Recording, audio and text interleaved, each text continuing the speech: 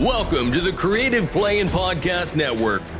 Join us as we share our favorite RPGs, one-shot games, tabletop games, reviews, and convention panels. Sit back and enjoy the show.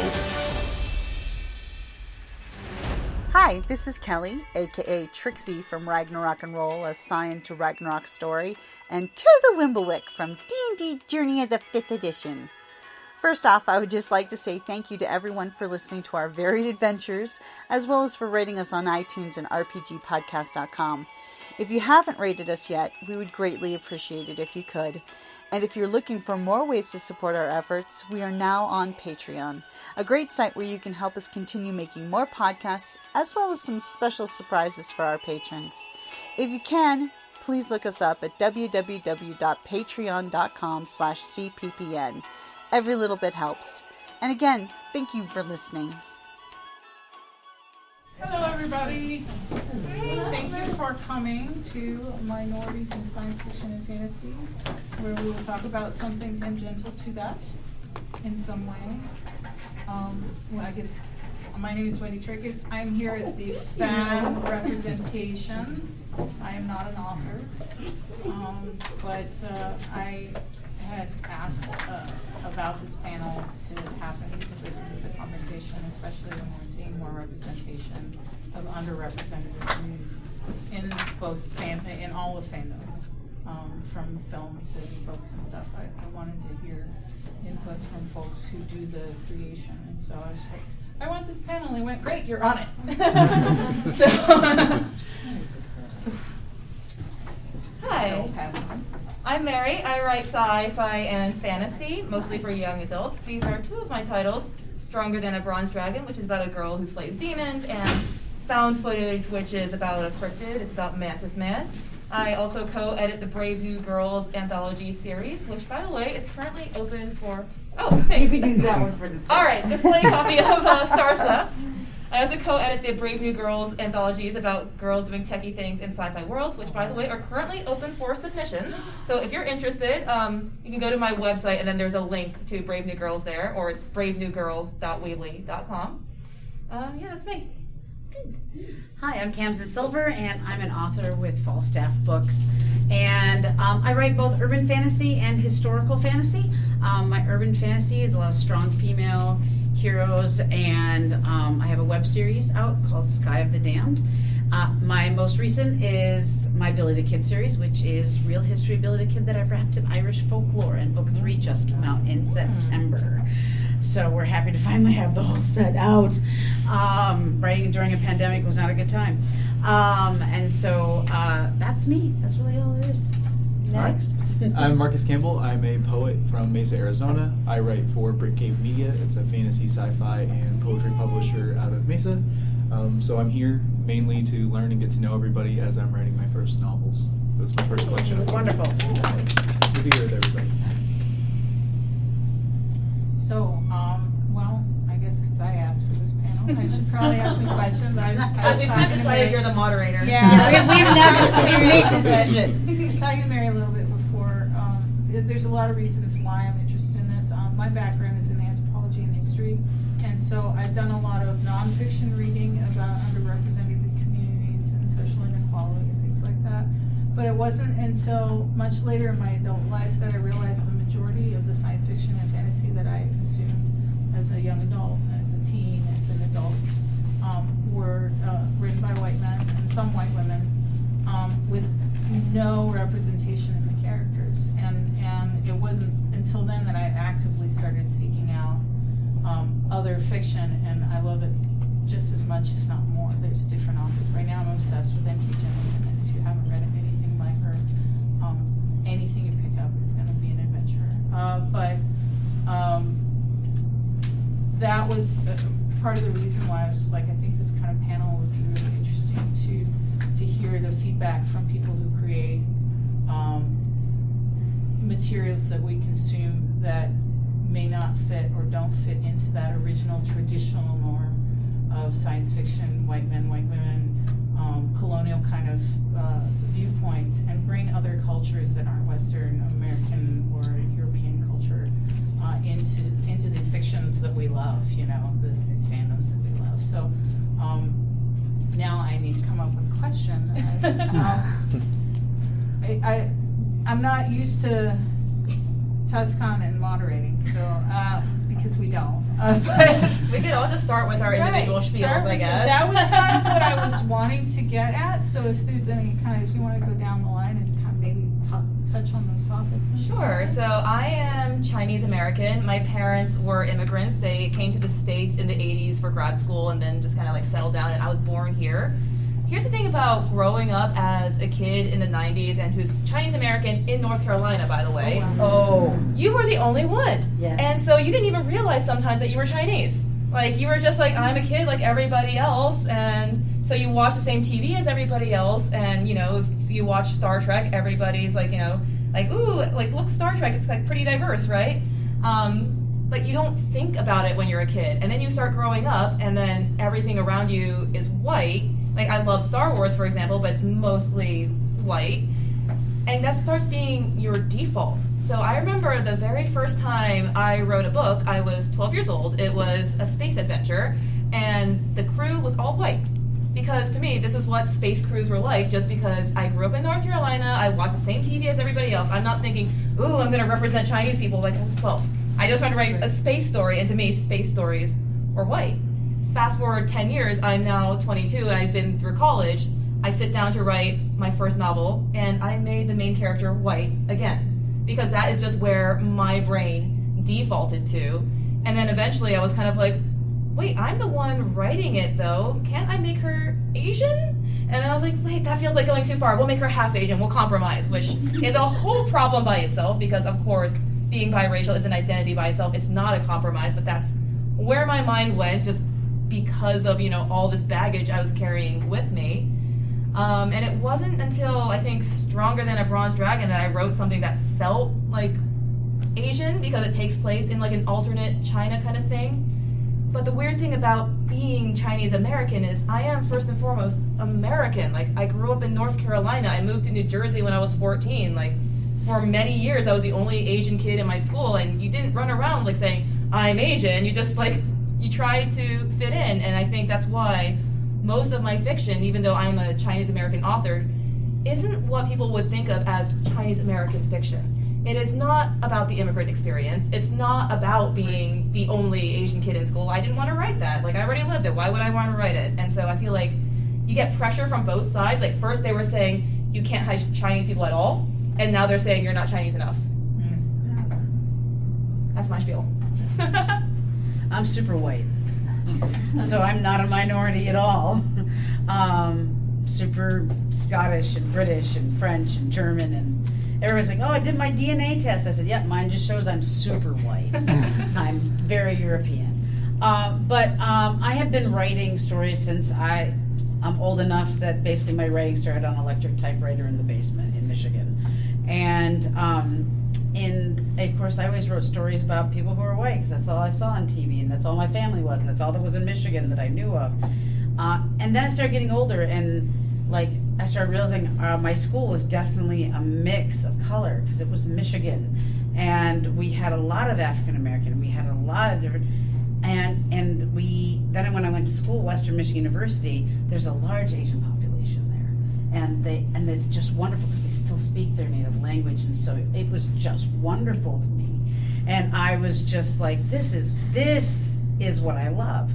And I moved to New York City, and if you want a melting pot of everything, and you get to see it on the subway, and they're all sitting next to each other And ignoring each other. Because they're busy listening to their own music and hanging out. But when I started really writing, I because I was living in New York, and because I'd reached a point where I really liked diverse representation, and not because it was something people were talking about, yes, but that's what I saw. So my first series, the Windfire series, the witches, I made, one of them is African American, one of them is Japanese, one of them is, and because that's what I saw, that's what I was used to seeing where I lived, was a diverse group of people, and I wanted that in my book. Moon Over Manhattan is a new series coming out, and when I was creating the Wolf Pack, I was very intentional. And again, this was in 2010, before people were like, you need to be diverse. But I was like, I want someone who is from India. I want someone in the pack who is African American. I want someone who, I wanted this diverse team. It was important to me to see that because that was what I lived. I saw it all the time and I loved it. And it's one of the reasons why when I moved from New York City to New Mexico, because New Mexico, you would think, oh, is that diverse? It is. There's 19 different tribes. And I love the fact that you can hear different things when you walk through the hospital I work in. And so to me, the world has always been a little more, even though it's primarily been white, there's always been a diverse, and I think that to me, as a writer and as a person, it's always been what I thrived on and what I enjoyed most about living there. And so I made sure that I put that in my books because I thought it was important. I'm a poet, so diversity for me is a matter of reflecting on the individual communities that I'm speaking on, or speaking of, or for. I guess not for, that's the wrong word. Attempting to express the feelings or opinions of a particular group. So I guess mine is a little bit different. Diversity for me may be a little bit less intentional. I don't necessarily pick a character, right? A lot of the characters that would come up from poetry are real. I can't necessarily change my character when I go to write. I mentioned in one of my previous panels that one of the benefits of fiction is that if you write I in fiction, they don't assume it's the author. If I write I in a poem, they automatically assume it's me. So there is no option to not be diverse if I'm in a brown body. So that was never an option. That's interesting. So I always kind of dove into it head on. I mean, if we're talking about representation in fantasy and sci-fi, I'm kind of curious what everybody thought this was going to be about. That's an excellent question. Because minorities in fantasy and sci-fi, or diversity in fantasy and sci-fi, could mean a lot of things. Are we responding to the modern attempts at inputting diversity into sci-fi? Did people want to talk about Afrofuturism or something else? That would be a whole 3, 4, 5. Yeah. So it's almost do I get to just talk about House of the Dragon for the next 35 minutes? I've been telling everybody that I've been angling to do. That's been my angle, but I think it's a really big conversation. I think that we're starting to have it now is really important. I think that's part of the reason, you said, for a while there I was too Asian, now I'm not Asian enough. I think there's going to be waves of that back and forth as we kind of move through different things. Because I think part of the difficulties that we're experiencing now is we have spent so much time consuming primarily white Western European media that we almost don't know what else we want. As a consumer base, we don't know where we want it, we don't know how we want it, so we're kind of throwing everything at the wall to see what sticks right now. We're like, Lord of the Rings, Star Wars. And so I think that's part of the pushback that we're getting right now, is that we're really just trying things to see what sticks, because we don't know what plays in terms of diversity. We don't know what people want to see outside of typecasting and outside of stereotyping. Right. So I'm really excited and curious to see not only what the authors on this panel can do, but I guess what you guys have to ask, what you guys have to say. And the conversation's always shifting too. Like I was saying on another panel, it's like, look, the advice I would have given 10 years ago is completely the opposite of the advice I give today, because the conversation has changed. People tried something and that's the advice you got 10 years ago, and then it didn't work, so now we're giving different advice. You guys, you've brought up several different directions that we could go in this, from writing from your own identity and looking outside for other communities to incorporate into your writing, like Tamsin has, and or in your case, you're not writing from a Chinese identity, you're writing from an American identity, and so there's a different kind of feel than somebody who is, say, I'm going to write to represent Chinese people in the American, in the Western fiction, right, or in science fiction.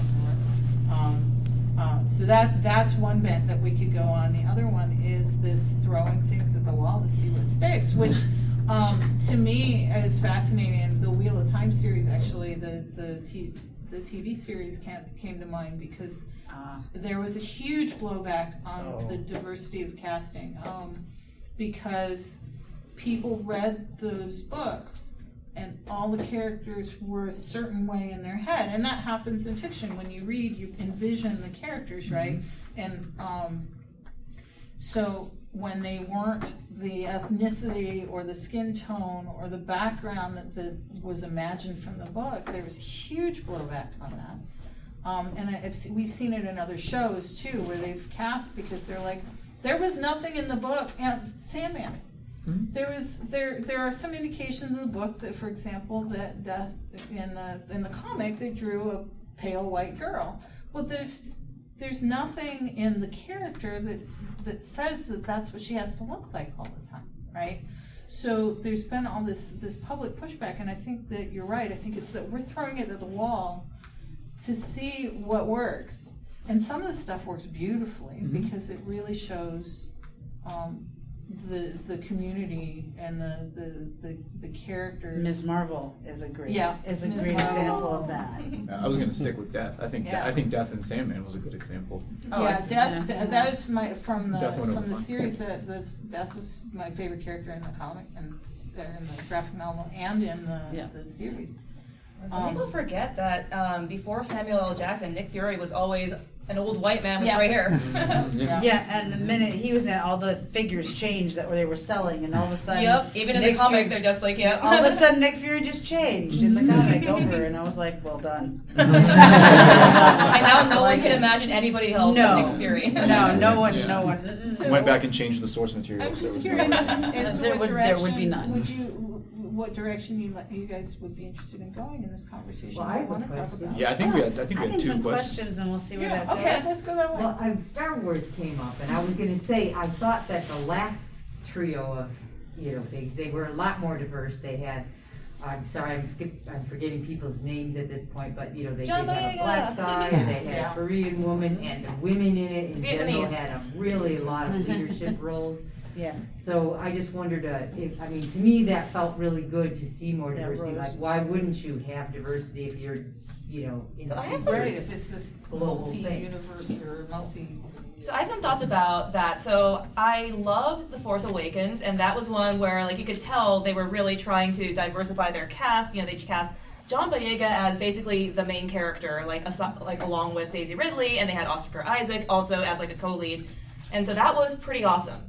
And then along comes The Last Jedi, which was controversial for many reasons, but the one that really bothered me was they completely sidelined their minority characters. They made that movie all about, the white main girl and then the white male villain. And the way the thing was written, even though Kelly Marie Tran and John Boyega got lots of screen time, their story was kind of inconsequential. Even fans of The Last Jedi will sometimes be like, I don't know what was going on with that side plot because the main plot was about Rey and Kylo Ren.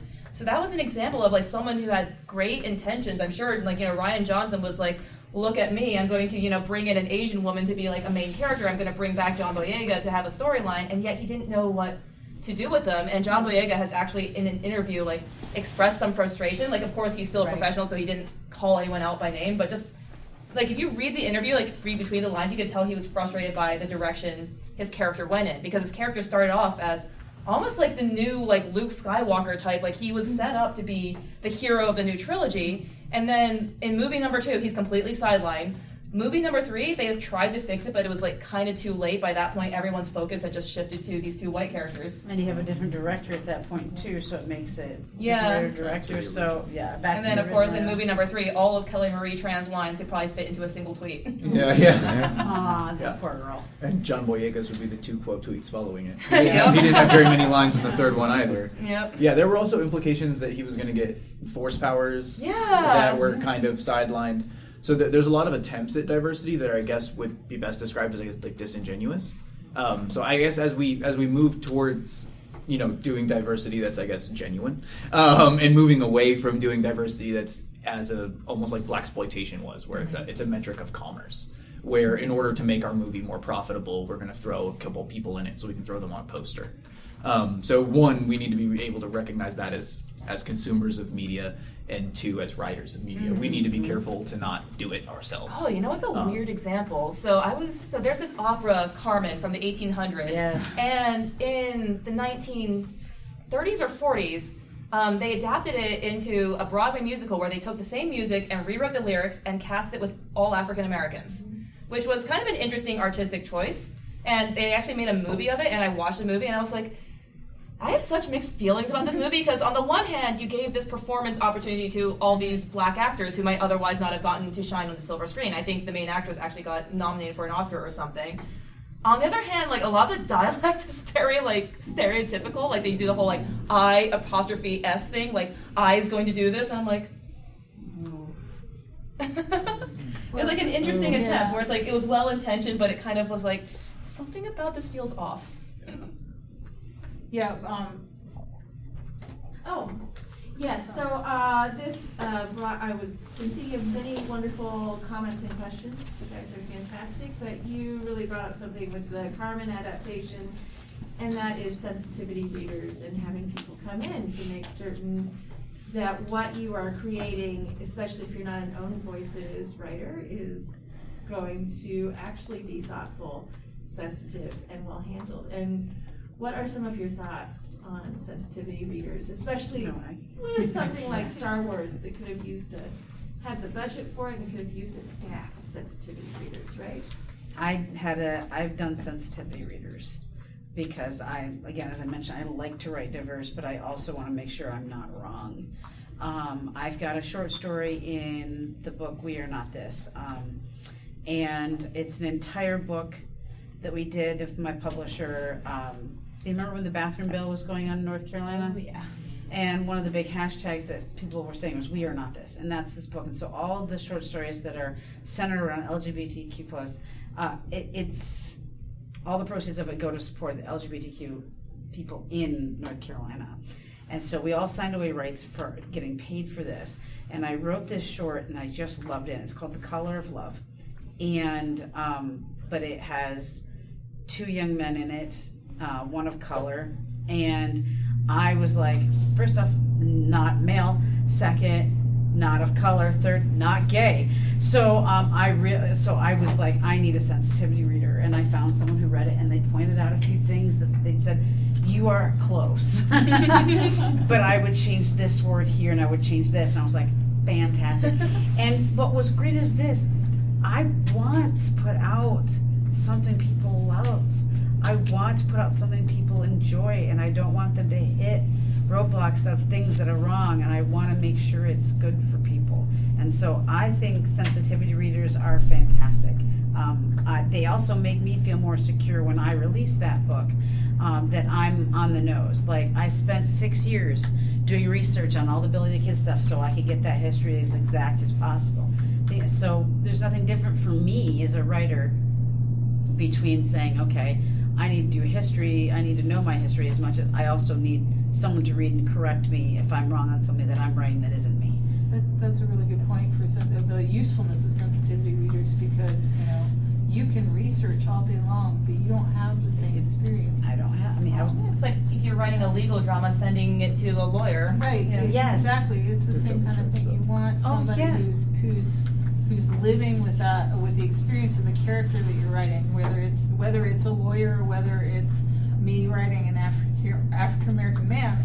I have no experience. I can see what has happened on the outside. I can read about it and I can postulate, but I don't know how that feels.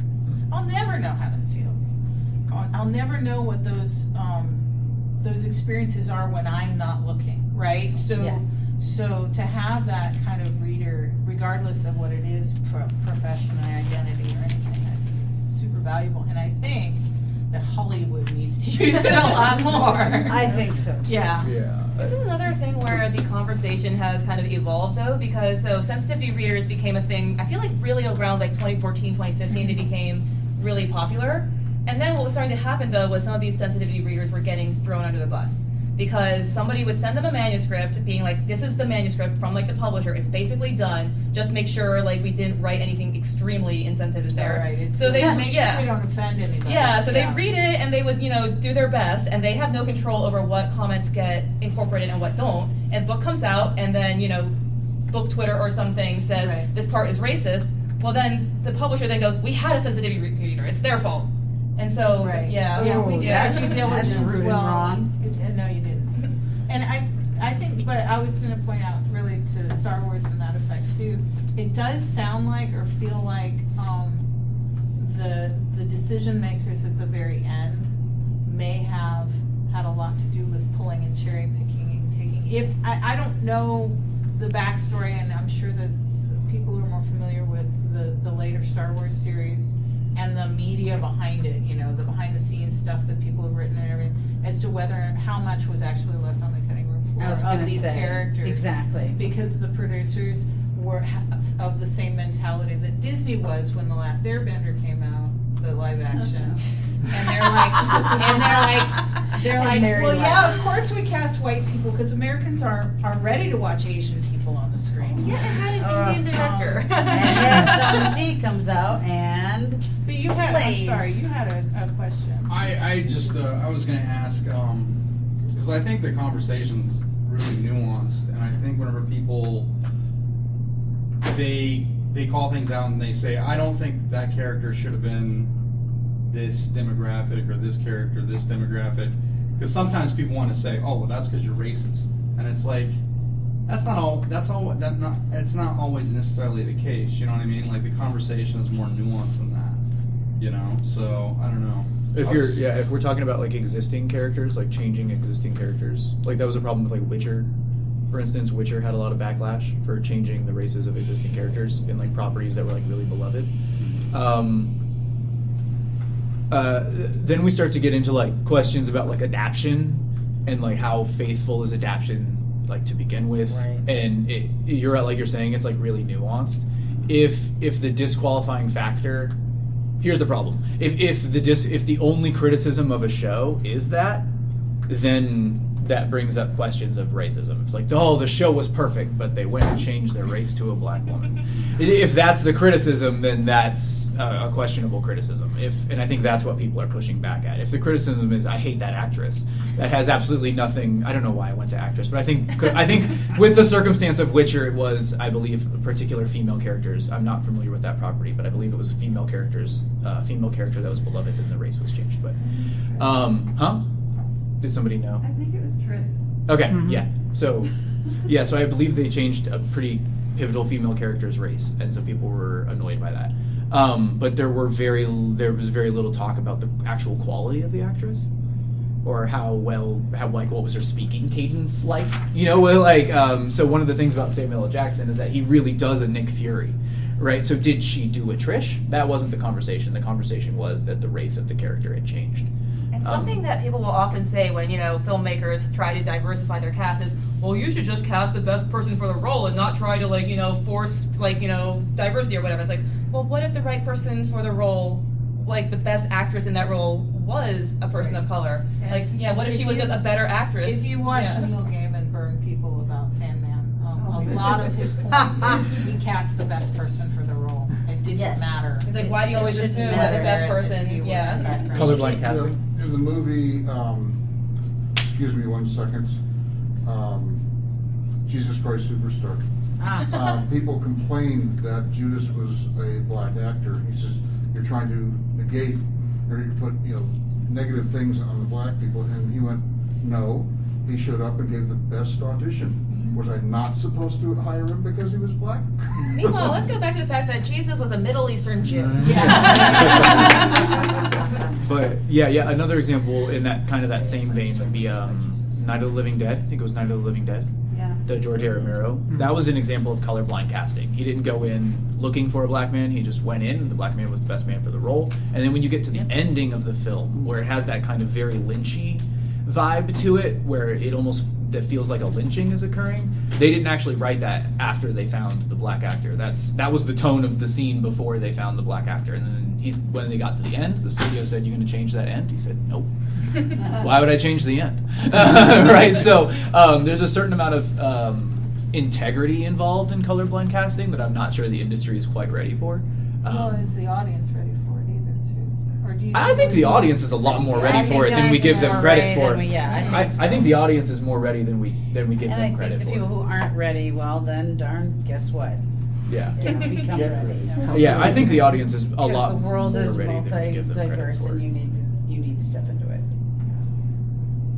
Related to that, like one of the things that they have been studying is that when people read a book or watch a long-running TV series, they have a lot more empathy. It increases their empathy in general, but also towards specific people. So I think it's really critical. I mean, like, okay, I grew up like real evangelical, and I thought that gay people were like really evil. And then I read Brain Death. I'm sorry, the guy who wrote Hal, Ginsberg, his elegy for his lover and about his lover's ashes, and that was, I can still remember when I read that poem, that was the first time I realized that those were real people with real feelings that loved each other, and that totally like changed my life, and it wasn't even a long poem. So I think that representation of everybody is really important. in the mainstream.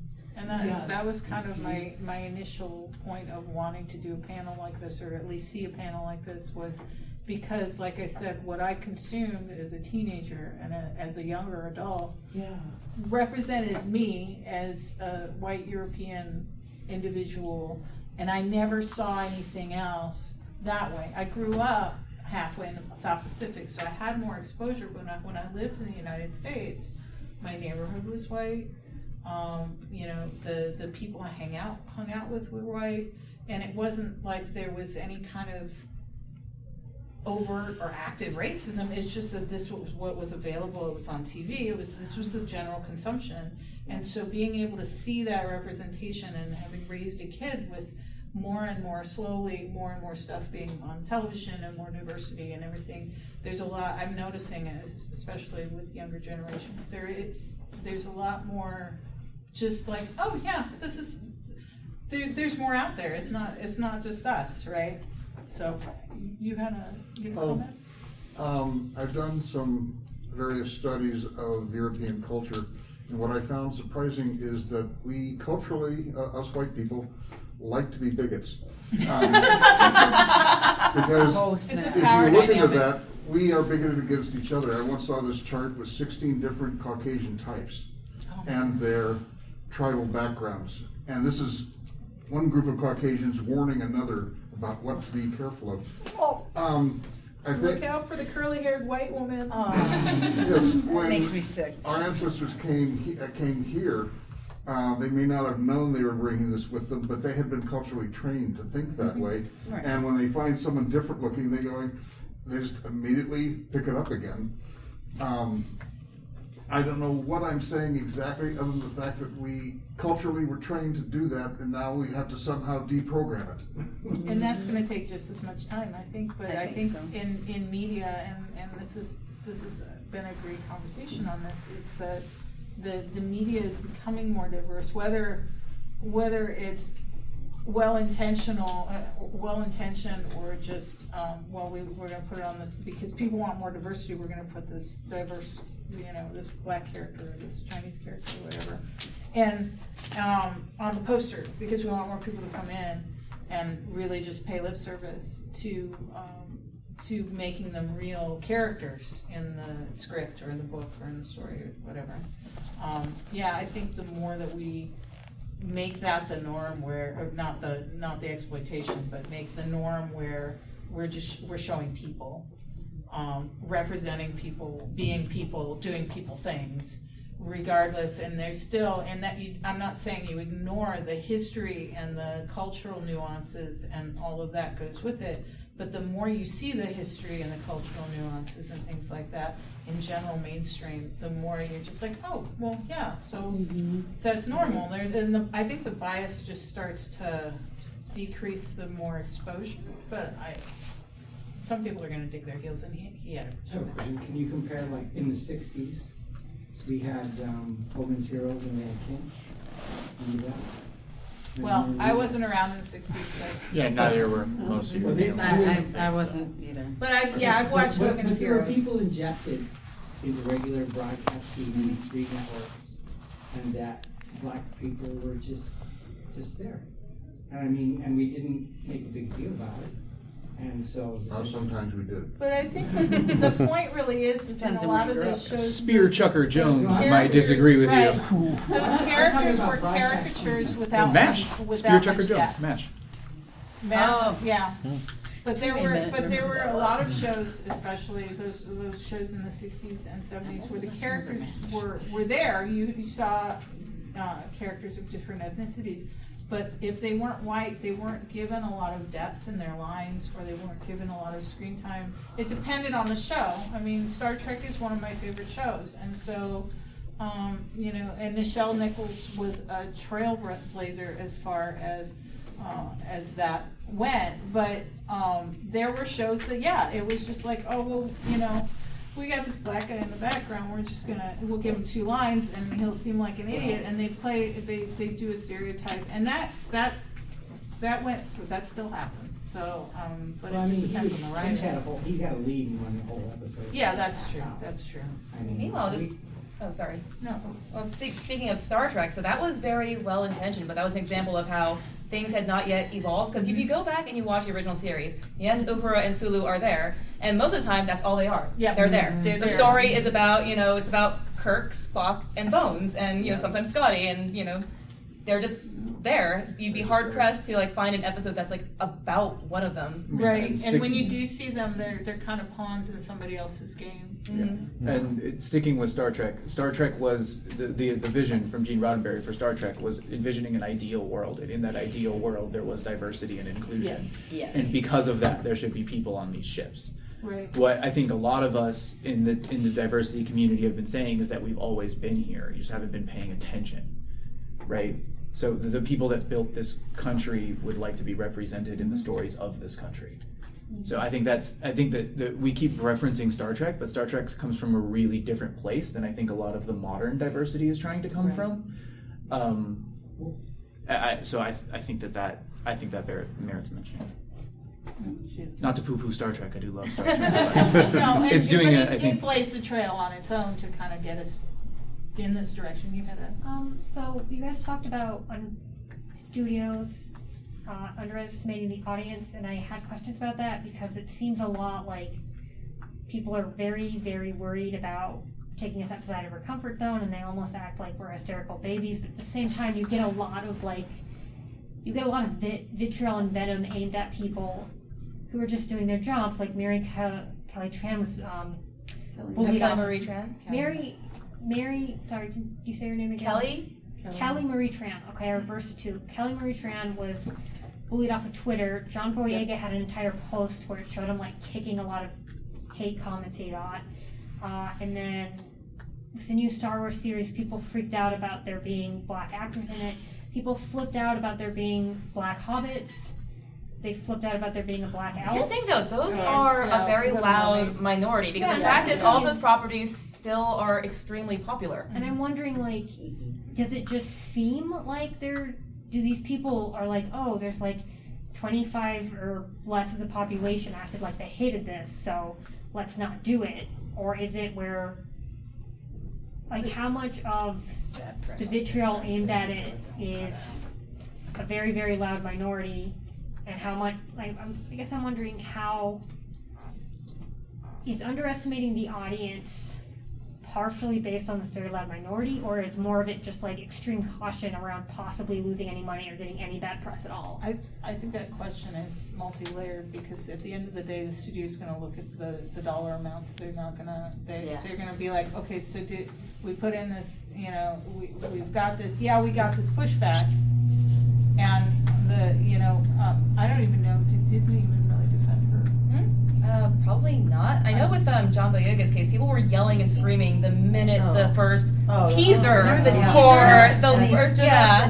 like literally all he did was stand up, and they're like, "Oh my God, there's a black stormtrooper." Cheered so loud. The studios are still like, yeah, we're going to continue the Star Wars franchise, and we're still going to continue to create characters. But then now I'm wondering, is like, are they pulling back because of the pushback? But I do think it's just a very loud minority, and they're just making it awful. Because like the fact is, whatever you want to say about the new Star Wars trilogy, that franchise made a lot of money. Yeah, at the end of the day, the studios really don't care unless they're making money. Yeah, it was the same with the Rings of Power. Like, people acted like it was such a big deal, then I watched it and I was like, it's still just these characters fit in so seamlessly into the world. And there's a Black Hobbit. Yeah, and I mean the Black Hobbit. A single Black Hobbit, a single Black Elf. And the thing was, what I liked about it was they had the Hobbit main character, Nori, is played by a Caucasian actress, and she has parents, and one of them is played by a black actress, one of them is played by a white actress, and then she has siblings who obviously look like the black actress Hobbit.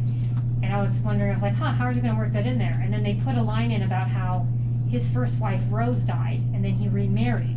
But Nori calls, I can't remember if her name is Marigold or Lily, which I thought was very interesting. He marries two women in a row, and they each have a flower name. But it's probably a Hobbit thing. It's a Hobbit. It's probably less Freudian and more Hobbit. They're Harfoot. Yeah. They're not hobbits yet. That's her mom.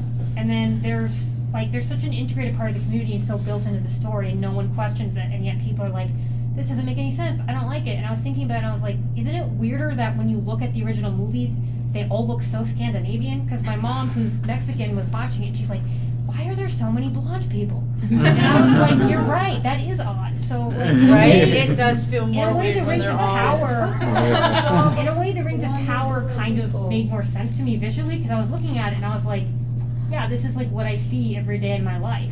Like, right, you're seeing representation, and in a way that is just incorporated without like hitting you in the face with it either. It's just, this is the way the family is, and that's you know, an interesting thing about Rings of Power, though. Here's another bias that I feel like a lot of us don't even realize we have. Those Harfoots are given weird Irishy accents, and you can bet the Irish have like. So they feel some kind of way about that. Something to say with always being associated with dirtiness. Exactly, that these like, salt of the earth, like Irish types. But meanwhile, the Peter Jackson movies, they didn't do that. Like the Hobbits had a variety of accents just based on where the actors were from. Well, and the dwarves did too. Yeah, exactly. Tolkien wrote that based on the Celtic. Yeah. Right. So I mean, that's why it started out like that. And the first movie just followed that. I don't think that there was any intentional. At the same time, you know, we have the opportunity in this whole new century to update things. Sure. Like, you don't have to adhere to something That's written. fine. Yeah. I mean, I don't think we should criticize the way it was done before, because that's just. I wasn't criticizing it so much as it's like you don't notice it, and then when you think about it, you're like, that is odd. Like, I don't think on purpose he's like, I want it to look super Scandinavian, but I think when you're looking at it from a certain perspective, you're like, that is weird. And then when you see the Rings of Power, you're like, I would love to hear from casting directors from some of those to see with how much direction they got on what type of look and background and everything that they were looking for, or if they were just like, we need to cast elves, and that casting director went, I want all blonde elves in this area, right? Where the decision making went on that, and also the thing is too is because of certain words being ambiguous, like you could say the elves were fair, and that can mean they were very good looking. Or I was thinking about that because they said fair, but that doesn't mean that they were fair complected. It might mean they were fair and isn't pretty. Yeah, and then there's also like, because Tolkien did a lot of like massive detailed world building, he would have different groups of elves with different characteristics. So it makes sense that like not every single elf is going to look like Legolas, and not every single Harfoot is going to look like the Baggins. Correct. Because that's what happens with humans. Like, you have a group of people who are like, you guys are Italians, and it's like, that. I think now we're some of us falling look like this, into and some of us look like that. Now we're falling into something where I think the studios are underestimating us, because nerds tend to understand a little bit about genetics and biodiversity, and so so we are sitting and we're thinking and we're seeing that and being like, okay, admire they're just a bunch of blonde elves. Blonde is a recessive trait, Yeah, it is. That's and so I mean, Very close Arwen and her dad had dark hair. Yeah. which So Thank why God. didn't the anybody else? Lannisters Right? followed Yeah. them, but there's a reason. So yeah, no, and that Let's makes not forget this is all fantasy. We Yeah. can do whatever we want. that's absolutely true. That's absolutely true. And the And thing too is Biggest like the counter. argument of like this is Celtic or this is Nordic or this is British is if you look at the Vikings, they were incredibly widespread Mhm. and they were in Afghanistan, they were in Russia. they were in China. Yeah. Oh, but they were there to get slaves, so let's not. I'm not And saying they weren't there were to like do Burning Man Part 2. I'm they were saying slaving in Now I those wanna write regions. that. because they're The because Vikings they and were Vikings and older. Burning Man. Yeah. And some of them would like stop robbing people and would be like, okay, I'm going to be a farmer and I'm going to marry in now and I'm going to stop being like a crazy murderer. Yeah. Or, just raping and Or, yeah, there or- being yeah. products of that. You know what's Yeah. interesting is if you Raping go would be a to different Central Europe, there are a lot of very Asian-looking Europeans, thanks to certain invasions that happen. And, speaking of that too, I just looked this up the other day. The word for slavery comes from Slavs. Mhm. Slavic. So I thought that was really interesting. That's like, I have Croatian blood and stuff. I was like, oh, people they don't even know that was the, Yeah, I think that might have to do more to do with the language of the slavers over time than the nature of slavery. Yeah. The languages the slavers themselves would have spoken over time, as opposed to the nature of like the history of slavery. That was a prime hunting ground for the Vikings for a long time. Yeah, I think they really were. It Slavic was, people for a while. it was, and that is only one type of slavery from one population. There was more So, than just. yeah, slavery goes back a long, long time. Slavery is biblical, so I think that would go back a little bit further than the Vikings. And I don't think they use the word Slav in the Bible. And if they did, I'm not sure it would then have its root in Scandinavia. Does anybody read Aramaic? I have no idea. Yeah, I definitely don't. Nor do I read Hebrew or any of the other languages. It would I have know been someone who written in, reads but- Hebrew, but I can't get him. Yeah, not an Because old there enough. were people enslaved in the Bible, right? The Moses freed them. Yeah, yeah. What did they call them? They didn't call them. I wouldn't know. I think a lot of times people use the word slave, as like an implication that I'm trying to remember what the Latin word for I don't know what the Here, Google. Yay. I don't know what the consequence of that fact is. It's interesting, but I'm not entirely sure what the consequence is, because we know that slavers weren't entirely white, nor were slaves entirely white, and nor did slavery start in Scandinavia. So I don't know what the implications of the history of the word is. Like all geysers are named geyser because of the geyser in Iceland. But I'm the Right, one yeah. called geyser. Its Right. name is geyser. Right. But I'm not quite sure what the implication Like of where that is. history Like comes why? You know what I mean? Is it Yeah, because like that's the if first that one we didn't come noticed? first. Servus. Yeah, is it a nice Service name and that we what? like? Yeah. So we were like, geyser, that's fun to say. I don't know, like the first dude who took a good picture. Here had something you wanted to. In the Scandinavian Vikings, I once went through I guess it was a kind of a meet yourself for Scandinavians, but they told me some interesting things. For instance, the raiding parties, which brought in wealth, people felt strange about that with the Viking culture. For, one thing is the poem about the wife who laments about the ocean and ships going out on as the old gray widowmaker. I.e., a lot of those Vikings went out and never came back. Yeah. And this didn't always sit well with their culture either. So they were thinking, yes, it brings in wealth, but it also gets rid of some of our best young people. Right, but this is the story of humanity. I mean, since the advent of civilization and adventure and voyaging and economy, people have been going out in groups to raise their economy and not coming back. It's a very long story, and the Vikings are just a part of that. But that leads me to real quick. Now we're talking about representation of Europe in a way, the history, and this is something that I think that we kind of touched on, is when we're bringing diversity into fandom in a way, in science fiction and fantasy and movies and television and books. As authors, you may or may not be consciously writing in your poetry. When you say I, like you said, when you say I, they assume you're talking about you, but let's say you were, when you bring that in, how much of the history and the background of the community do you bring in when you're talking now? I know Stronger Than a Bronze Dragon, there's so much Chinese mythology kind of. Here's the thing, I made that all up. Right, but it's got Yeah, a lot I made of it feel from Chinese mythology. Inspired by things I heard as a kid, but I actually purposely did not look up any real mythology because I didn't want to mess with that. I'm just gonna make stuff up based on the vibe I remember my grandma telling me about when I was 5. So, but there was a history there that you're kind of pulling from, even though you're making this up, right? You're pulling it from a history of the folklore that you learned or you heard from your grandmother, right? I guess. In a way, Inspired. It's inspired, right? So we're pulling from history, but Tamsin, when you write about other communities or other characters, and you're trying to develop a character that has a background that's not your own, how much of actual world, the history of the world that they would have grown up in or they would have been in, do you, because you said you did a lot of history on research on this one. As a historian, my interest is, okay, how did we get here from A to up here? So how does a character get here? You know, because it not just their personal history, but there's cultural history. There's this background, and like sometimes the Vikings, it's a mixture of them. Right. So I've got a shape-shifting raven. He is he's a skinwalker, and he comes from a tribe in Alaska, where the raven is their totem, and his entire he shows up in this story, and that was actually very important to me. How did he get to New Mexico? Like, what's this guy from Alaska doing in New Mexico? Like, let's answer that. Like, so when you were saying, do we get to know the background? Do we know why?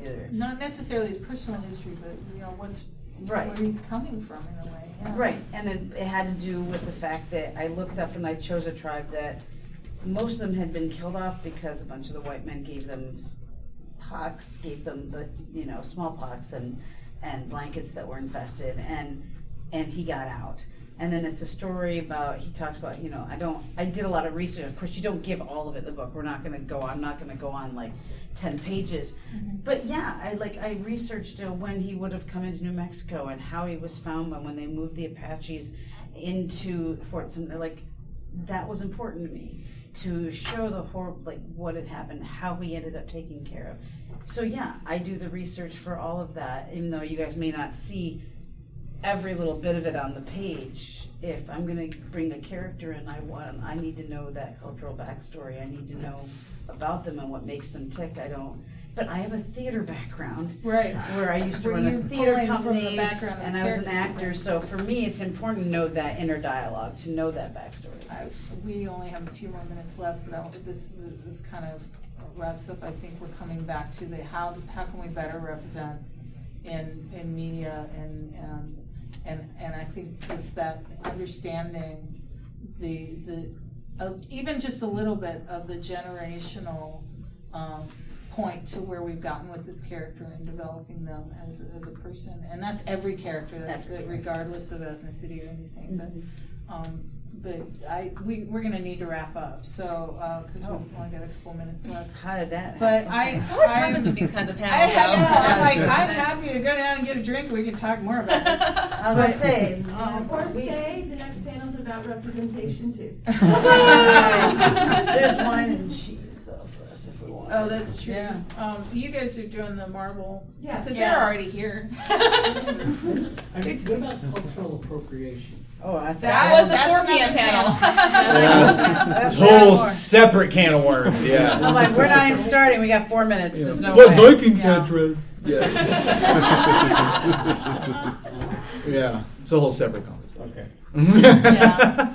Sorry if that was dismissive. I didn't at all mean to be. Okay. So I had 2 observations. One, when you said, but Vikings have dread, there's actually someone on YouTube who talked about braided hairstyles in Europe versus in African cultures, and she said that's not true. They did have braids, but they did not. No. It's not from the same place. And then she talked about Polish people who were discriminated against because of their hair cultural practices, which I did not know about. And then she talked about the primary. Have you heard Polish jokes though? Everybody heard Polish jokes. Sources that described people's hair that people looked at and they were like, oh, this is clearly describing African hairstyles. And they were like, this is from the point of view of people who thought that this group of white people, the group of white people hating another group of white people, they described it like this because they were like, look at how backwards these people are. And like, that's not where you want to like base your argument. And then the other thing I wanted to talk about was, you talked about in the last panel I saw you went about how when they adapted the Grishaverse, they threw in like a bunch of prejudice. Random racial slurs. slurs. We also talked about Avatar: The Last Airbender, and when they have prejudice in there, it's clearly boiled into the world making. Like, people from the Southern Water Tribe are going to be treated badly by Fire Nation nobility because they spent like the last 100 or so years trying to wipe them out, both culturally and physically. And then like it's clearly baked in there. So I guess my question was, how do you make your world, if you're going to put prejudice inside of your made-up imaginary world, how do you do it in a way where it's not a misery, one, it's not a misery narrative, and two, it makes sense. It's not like just like Make this it one part of the character. world building, because the issue with Shadow and Bone is that it was not part of the world building. Like, the nation that the main character was, supposed to be half from, and that's why they hated her, it was barely mentioned. It was like, oh, she's half like Shu Han or whatever they called it, and we don't like them, so that's why we're going to start calling her a rice eater and this and that. But it wasn't part of the story. Like that, if that war between her, like her ancestral home and her current home was a major plot point, then yes, maybe those things would have made sense. But it wasn't. Or Mudblood. Mudblood's a great example. Yes. Yeah, and then also I think we're literally out of time. We are literally out of time, girlfriend. So sorry. It's not like just one group that's hated, because in the real world there's like multiple like specialty hatreds we all indulge in, because humans are horrible and weird. So I just want to wrap this up with something that popped into my head that I probably should have addressed at the very beginning. A lot of the stuff that we're seeing now is a shift in the power dynamic, because when you have a group in power, that's what you're going to see. And so now what we're seeing is a balancing. It's not there. This is my opinion. You can disagree, but I feel that that's the part of bringing representation into our fiction, is to understand that someone like me, for example, is coming still from a position of power in society based on what I was born as. As a white woman, I have more opportunities, but it's changing, and I think that's where a lot of the pushback is getting, is the people are pushing back, they're recognizing that there's a change, and they don't want to lose the comfortable place where they are. That is fully. And they haven't understood that you don't, if there's no room at the table, you build a bigger table. You don't kick people off. So that's my last rant. So I have some postcards up here if you want something to find me later. And I'm selling books in there tomorrow. I have some books with me. So. Thank you for listening to the Creative Play-In Podcast Network. If you enjoyed our show, please check out D&D Journey of the 5th Edition and Ragnarok Enroll a Scion Hero to Ragnarok Story. Also, check out our Patreon page for more content and behind-the-scenes things, as well as joining us for a one-shot game or two.